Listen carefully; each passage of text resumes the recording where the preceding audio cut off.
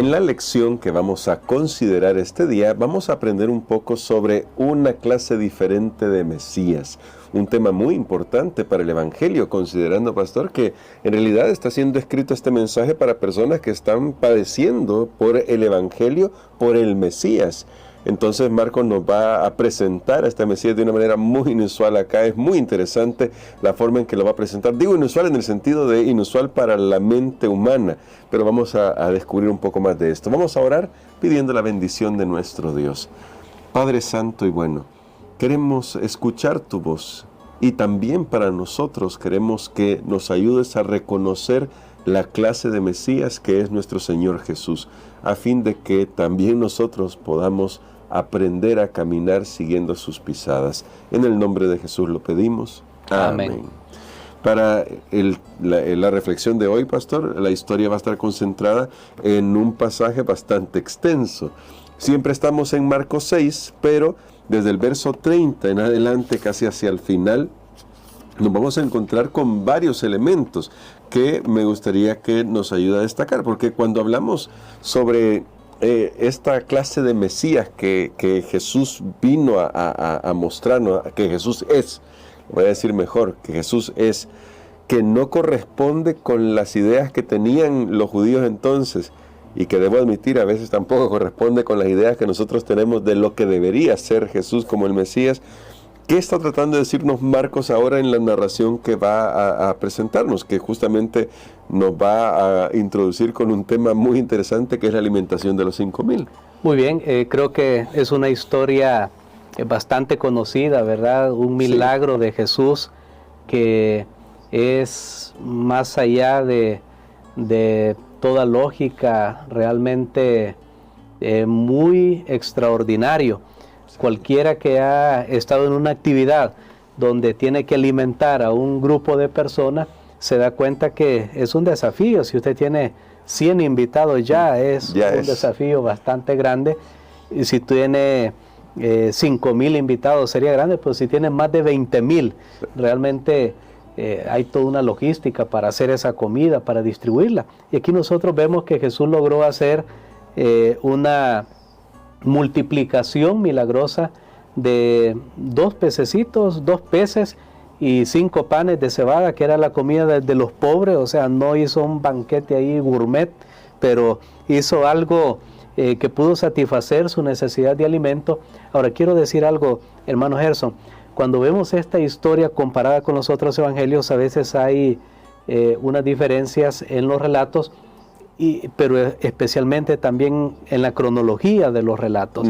Sí. Marcos, y quiero decirlo aquí, no lo hemos mencionado, creo, en todo lo que íbamos de estudiar la lección, Marcos no trata de ser exacto en el asunto cronológico. Papías, uno de los que se consideró que había sido discípulo de Juan el revelador o el apóstol Juan, dice que Juan le había contado a él que Juan mismo le había dicho a Marcos que escribiera lo que recordaba de Pedro, no importa el orden de los acontecimientos. Pero bueno, eso está ahí en la historia registrado, ¿verdad? Solo doy esta información porque no tenemos que tratar de encontrar en los evangelios una contradicción donde no lo hay. Claro. De hecho, ya vimos esta semana la historia de un endemoniado.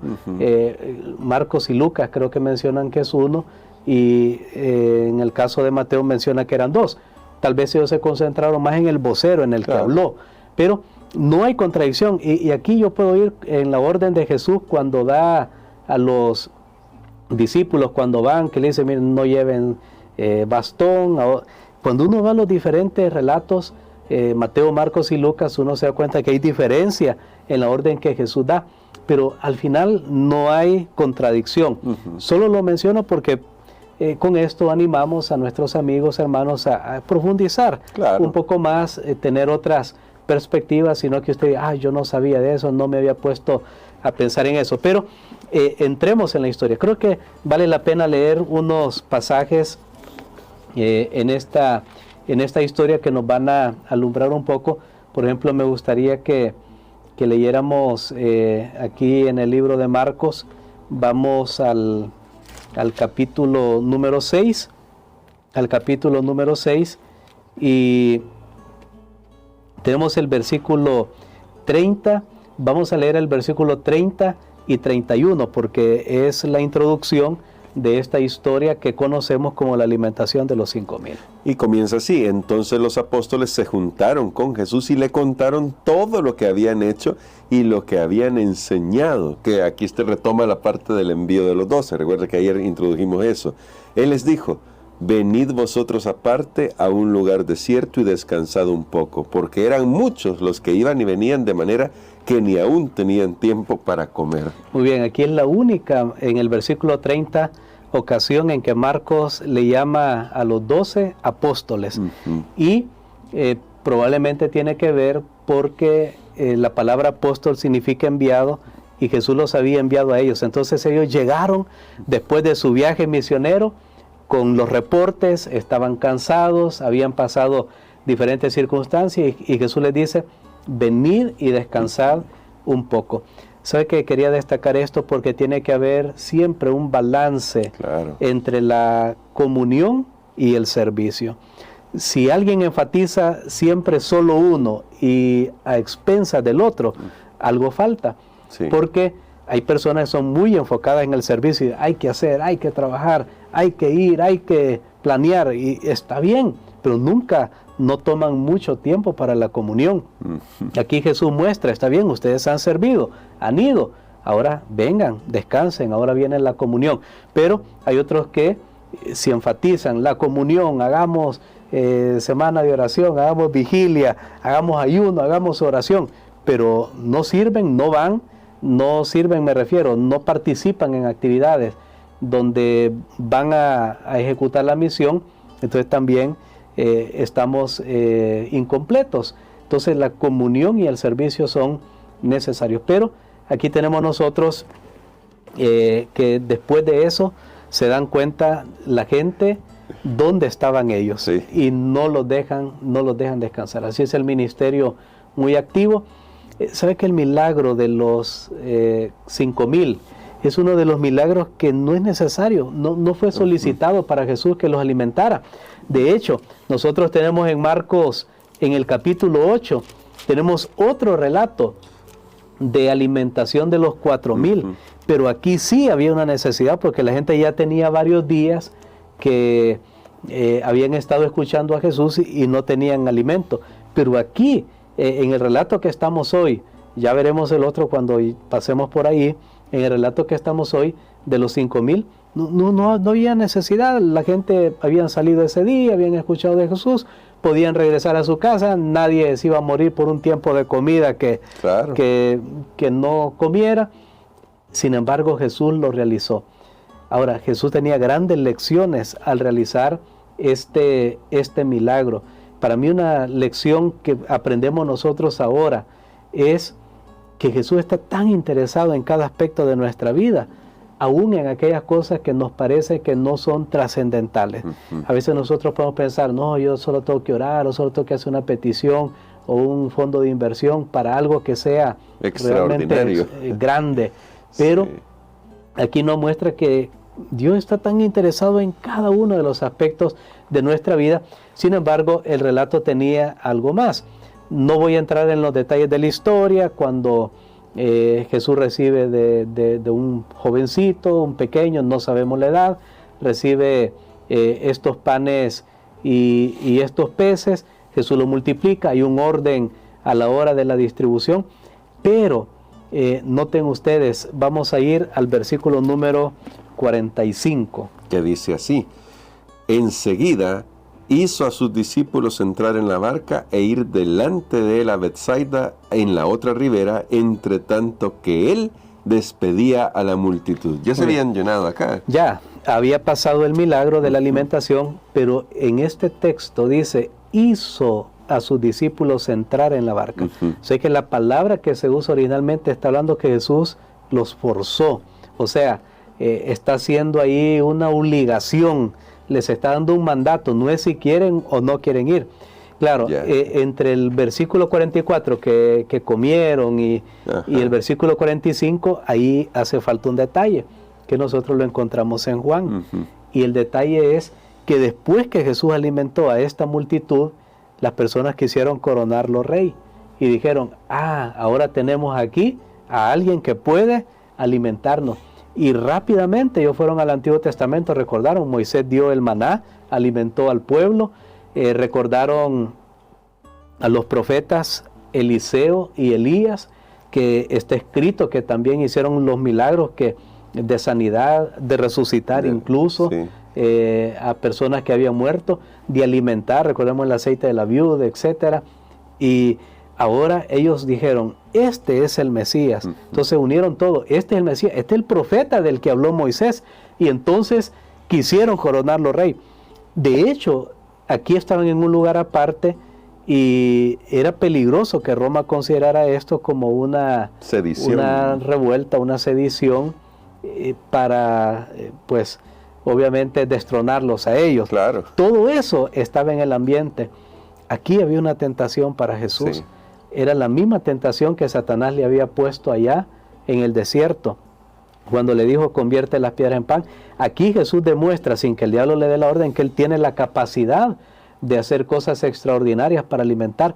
Pero nuevamente, ahora él escapa de esta tentación. ¿Por qué? Porque su reino no es un reino basado en panes y peces, no es basado en lo material, en lo milagroso. Jesús ha venido para vencer el pecado, que es el problema más grande que tenemos los seres humanos. Y los discípulos estaban metidos en esa conmoción que hubo para coronar a Jesús como rey. Entonces estaban emocionados ellos. Recordemos que ellos ya tenían hasta repartido dónde iban a estar en ese nuevo reino, en su mente por lo menos. Y por eso es que dice que Jesús les hizo una fuerza para ellos entrar en la barca. Entonces todo esto es lo que tenemos aquí en esta historia. Recuerden ustedes, el reino de Jesús no iba a ser establecido sin la cruz. Jesús no iba a ser rey sin pasar por la cruz. Esta era otra tentación que Satanás se estaba poniendo, pero ahora ya no estaba presente él, sino que estaba la gente y sus discípulos mismos.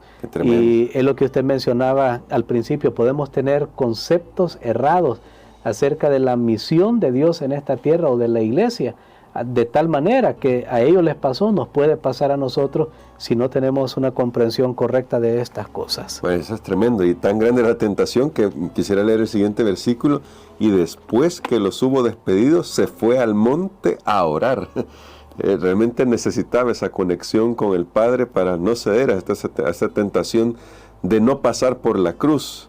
Pero justamente sigue el relato, pastor, y venida la noche, la barca estaba en medio del mar y él solo en tierra, y viéndoles remar con gran fatiga, porque el viento les era contrario, cerca de la cuarta vigilia de la noche, vino a ellos andando sobre el mar y quería adelantárseles. Pastor, aquí tenemos el milagro de Jesús andando sobre el mar. ¿Qué conexión tiene esto con el tema que estamos hablando, de esa clase diferente de Mesías y lo que acaba de suceder con la alimentación de los 5,000? Bueno, realmente Jesús no fue con ellos. Él los envió a ellos, pero él se quedó orando. Se quedó orando por esa tentación. A veces a uno le puede parecer, no, que Jesús las tentaciones fácilmente él las rechazó. Pero recordemos, él era humano y era una tentación tremenda que nosotros lo vemos ahora, el poder, hermano Gerson, cómo llama la atención. Justamente mientras grabamos estas lecciones hay conmoción en el mundo político en diferentes lugares en el mundo, Norteamérica, Suramérica, y todo está relacionado con el poder. Es una tentación. ¿Qué hace Jesús? Va a orar para sujetarse a la agenda del Padre. Pero ahí en oración también está orando por sus discípulos. Sé que en otras, no pudimos hacer, no vamos a hablar de todo el relato completo, pero en el deseo de toda la gente, Elena White nos revela cosas maravillosas y nos dice que la tormenta que los discípulos experimentaron y que toda la noche pasaron tratando de salvar su vida, y porque era ya la cuarta vigilia, o sea, estaba el amanecer, la cuarta vigilia era de 3 a 6 de la mañana y todavía estaba la tormenta.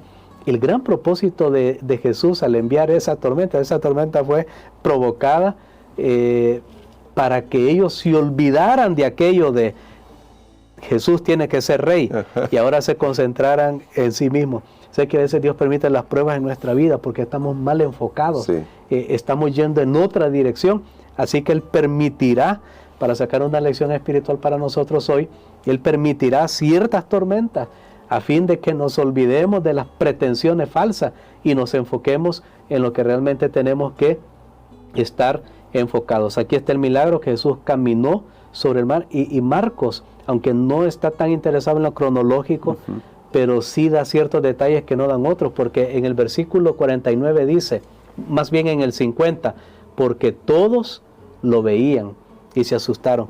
Marcos dice, es un milagro innegable, no que alguien, no, Jesús tal vez caminó, no, eso puede ser que alguno de ellos estaba delirando por el miedo. No, dice, todos lo veían. Note, y probablemente los de otras embarcaciones que también habían ido por ahí, todos lo veían. Jesús hizo ese milagro, pero noten, y creo que es una buena manera de cerrar este comentario, porque este es el resumen. Vamos a leer los versículos 51 y 52. Y dice, y subió a ellos en la barca y se calmó el viento, y ellos se asombraron en gran manera y se maravillaban, porque aún no habían entendido lo de los panes, por cuanto estaban endurecidos sus corazones. Muy bien. Notemos entonces que el milagro de la multiplicación de los panes iba más allá de lo que ellos podían pensar. Claro. Ya mencioné que no había una necesidad inmediata para que Jesús alimentara a todas esas personas, pero tal vez unas lecciones, y son las que nosotros tenemos que aprender, es que Jesús es superior a Moisés, a Elías, a Eliseo, cualquier otro ser humano que haya vivido en esta tierra. Amén. Otra lección que tenemos que aprender nosotros es que Él es un tipo diferente de Mesías del que esperaban. Un Mesías basado solamente en alimentar las necesidades físicas de las personas, en satisfacer las necesidades materiales. No era lo que Jesús había venido a hacer a esta tierra. Él vino a buscar y salvar lo que se había perdido. ¿Sabe que si la iglesia se enfoca, por ejemplo, solo en la parte física y social, está bien, pero no es esa toda la misión completa? Hay que predicar el evangelio del reino. Y otra gran lección que tenemos aquí es que la presencia de Jesús no es lo único que puede ayudar a las personas, sino aún cuando no lo vemos, Él siempre está ayudando, porque cuando Él se fue a orar aparte, Él estaba orando por sus discípulos. Él decía a toda la gente, dice, Él los estaba viendo desde allí. Y esto era muy importante para los cristianos, especialmente del momento, del tiempo que leyeron el Evangelio de Marcos, que estaban pasando persecución. Jesús ya no estaba con ellos, pero podían saber que desde el cielo Él los estaba viendo, y Él un día iba a obrar la gran liberación que ellos necesitaban. Amén. Y eso me lleva a una reflexión final, pastor. Yo sé que nos ha tomado un poquito más de tiempo, pero entonces, ¿cuán importante es, considerando que se acerca el momento de esa gran liberación, cuando Jesús vuelva por segunda vez, tener claro el tema de las profecías bíblicas? Una incomprensión sobre eso llevó a los judíos en el primer siglo a esperar un Mesías que no era el que vino a ser el Señor Jesucristo. Y puede ser que todavía hoy una poca comprensión o falsa comprensión de las profecías nos impida saber el momento que estamos viviendo antes de la segunda venida. Bueno, realmente no estamos inmunes, y esto lo demuestra este relato, no estamos inmunes a los malos conceptos, a las incomprensiones, a los prejuicios, a los preconceptos, no estamos inmunes. Y definitivamente nosotros tenemos que pedirle al Señor que nos revele su verdad, porque hay, por ejemplo, Cristo viene, y decimos, sí, Cristo viene, pero algunos piensan que su venida es secreta, otros piensan que el pueblo de Dios va a ser arrebatado, lo que llaman el famoso rapto, etcétera. Pero hablando en el ámbito adventista, hay diferentes puntos de vista muchas veces, especialmente en la preparación del pueblo de Dios. Y no hay un consenso. ¿Qué significa eso? Significa que tenemos que ir a nuestra Biblia, tenemos que pedirle al Señor que nos susurre al oído, que nos hable cuál es la verdad para cada uno de nosotros. No depender de un predicador famoso, de alguien, porque esta persona dijo esto y tiene que ser así, tiene que ser lo que dice definitivamente la palabra de Dios. Amén. Entonces, pastor, quisiera que orara por nosotros por esto, para que realmente aceptemos al Mesías, que es nuestro Señor Jesucristo, tal como Él es, y que no lo tratemos de encasillar en nuestros propios anhelos y deseos. Amén. Padre, gracias te damos, Señor, porque tú estás pendiente de nuestras necesidades, como lo estuviste de las de los discípulos. Gracias te damos porque también sabemos que tú estás viniendo y que podemos prepararnos desde ahora. Hemos tenido suficiente tiempo e información. Ayúdanos, Padre, para siempre seguir el camino que es correcto. Lo pedimos en el nombre de Jesús. Amén.